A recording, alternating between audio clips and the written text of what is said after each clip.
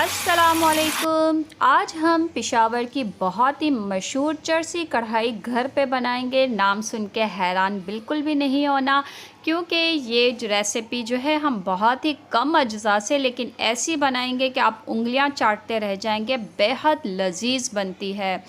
Recipe पसंद आए like और चैनल को सब्सक्राइब करना बिल्कुल भी मत भूलिएगा। तो सबसे पहले एक कढ़ाई में आधा कप तेल को गरम कर लेंगे। जैसे ही तेल गरम हो जाएगा तो इसमें आधा किलो हड्डी वाला गोश्त, मटन लें, बीफ लें, आपकी मर्ज़ी। गोश्त को डालने के बाद अब गोश्त को जो है तेल में अच्छी तरीके से फ्राई करना है।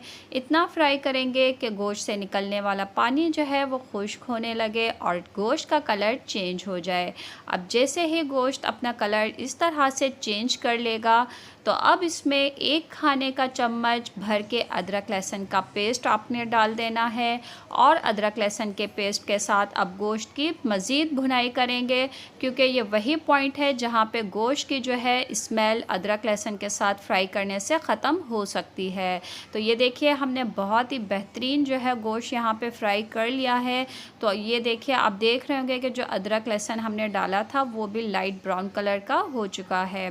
अब इसमें जो है पानी डाल देंगे ताकि गोश्त जो है अच्छी तरीके से गल जाए। 1.5 गिलास मैंने पानी का इस्तेमाल किया है, क्योंकि ये बीफ है तो अच्छी तरीके से गलाना है। आंच को कम कर दीजिए और हल्की आंच पे 30 से 40 मिनट गोश्त को पका लेंगे।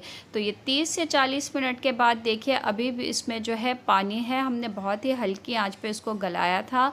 तो अब मज़ीद इसको जो है पकाना होगा हमें।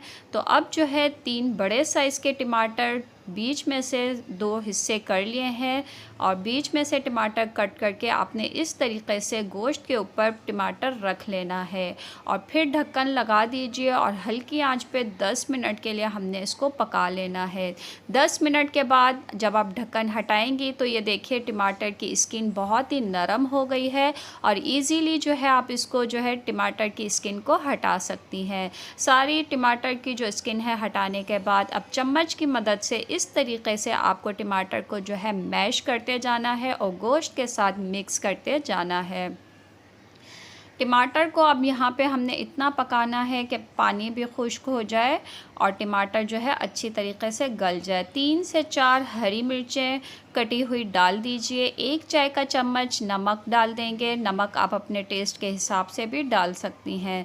सब चीज़ों को अच्छी तरीके से मिक्स कर लीजिए। दोबारा जो है ढक के हमने 20 मिनट के लिए पका लेना है। 20 मिनट के बाद आप देखेंगे पानी खुश्क होकर तेल ऊपर आना शुरू हो जाएगा। तो अब इसमें कुटी हुई काली मिर्चें 1.5 चाय का चम्मच इसमें डाल देंगे। काली मिर्चें बिल्कुल लास्ट में इस्तेमाल करेंगे और साबुत हरी मिर्चें गार्निशिंग के लिए इसमें डाल देंगे।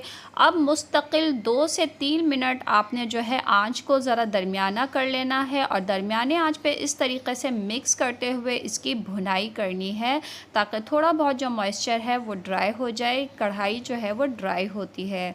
आप अगर इसी तरह खाना चाहते हैं तो फिर यहाँ पे आपने भुनाई को रोक लेना है बस।